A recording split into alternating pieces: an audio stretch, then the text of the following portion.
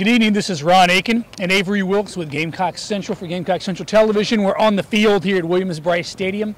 It's a little empty now, but it was filled to capacity before for South Carolina's 31-17 win, the 5th win in a row, 17-game undefeated streak for Connor Shaw in his career as quarterback at USC.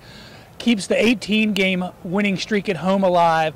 So many streaks were on the line. So many streaks got continued with this win. It was not a resounding victory, but convincing, especially in the late stages for a South Carolina defense that came in challenged and really put their foot down. But probably the story of the game is going to be, number one, Connor Shaw and his performance in his last home contest, and then the turnovers by Clemson, the mistakes that they made.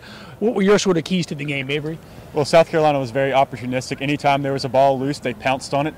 Anytime there was a ball that was up in the air, they pounced on it. They just came out, like sharks that smelled blood. They came out and played extremely well on defense. The offense had some good drives, put together some really, really long drives.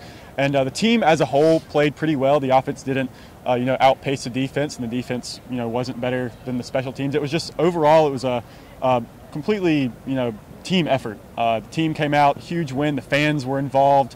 Very electric atmosphere. 84,000 here at a stadium that only really seats 80,250.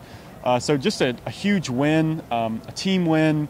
No one player really did a lot more than anyone else. Although Connor Shaw did have himself a game. Him and Farrah Cooper working the QB draws just like pros out there. So just a big team win, a lot of positive takeaways, and yeah. And South Carolina really, again, paced on the ground. Everybody kind of thought coming into this game that Mike Davis would be motivated. He would be the story, similar to what we heard prior to the Florida game.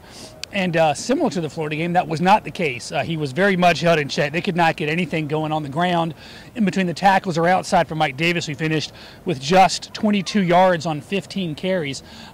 Conversely, Connor Shaw, as you mentioned, and Steve Spurrier said this in his press conference after the game, that was the only running game they really had to go to, was that draw. And fortunately for South Carolina, that opened up. They had some room for Connor Shaw to run, and he did so. He finished with 94 yards on 22 carries. Of course, he ran for that early touchdown, and then threw for some more. Had kept the chains moving early. They kind of stagnated during the middle of the game there, but then again late for those key third downs to keep those drives alive when they had to have them. And then conversely, the defense really did a good job of generating pressure on Clemson and Taj Boyd. Got more pressure than I think probably a lot of people would thought coming into this game from a standpoint of just pure sacks. We heard from Jadeveon Clowney, who told Taj Boyd during the game that you don't have any friends out here. I'm here to take your head off. That was fun. Jadeveon Clowney, another one of those guys, another senior class that goes off undefeated versus Clemson. It's a historic 5th win in a row. It's a night that you're going to look back on and just think how many things went right for South Carolina, how many things stayed the same for Clemson in terms of turnovers, poor play, rattled, fumble on punts. Twice Clemson was going to get the ball back and then fumbled it. So they just looked like a team tonight that didn't have any answers for what South Carolina was doing. You were in the locker room, Avery. What was sort of the mood like from Dabo and those folks? Well, Dabo had probably the longest opening statement of any coach I've ever heard for any press conference ever. Just came out and basically detailed every single thing that went wrong for upwards of almost 4 minutes. So, there was just a lot that went wrong, and it was definitely in the front of their minds.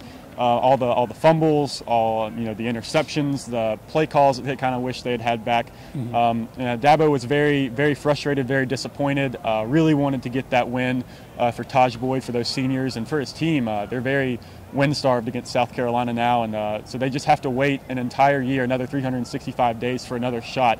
And they are extremely disappointed in that. Really thought that they matched up well. Really thought they had a good game plan. Obviously, they came out trying to specifically stop Mike Davis and were successful. Sure. But in a lot of other areas, just weren't very successful, and they had to live with that for a whole year. Yeah, a long time to live with it, and for South Carolina fans, a long time to live with it from the best possible way.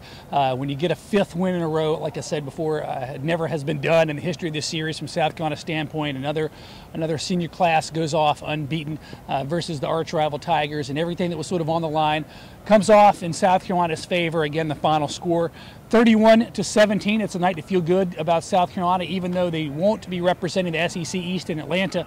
Thanks to Missouri, I think they still can look forward to a very good bowl win. And this victory will be something that can certainly soothe the soul in the months and weeks to come and shoot for the next 364 days after this. For Avery Wilkes, I'm Ron Aiken with Gamecock Central Television. Thank you.